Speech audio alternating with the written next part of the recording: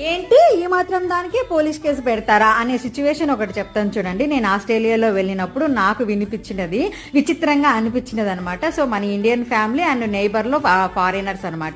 ఇద్దరు పిల్లలు ఫ్రెండ్స్, వాళ్ళ ఇంట్లో పాప వీళ్ళ ఇంట్లో పాప, ఇద్దరు వాళ్ళ బ్యాక్ యార్డ్ లో ఆడుకుంటూ ఉంటే ఆ పాపకి చికెన్ తినిపిస్తూ ఉన్నారంట.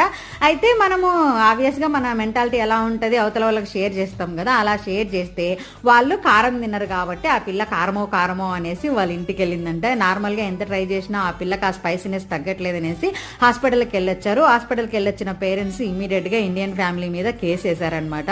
మా పర్మిషన్ లేకుండా మా పిల్లకి ఫుడ్ ఫీడ్ చేశారు, మా పాపకి ఇలా అయ్యింది అనేసి. సో పోలీసులు వచ్చేసి యాక్షన్ తీసుకున్నారు.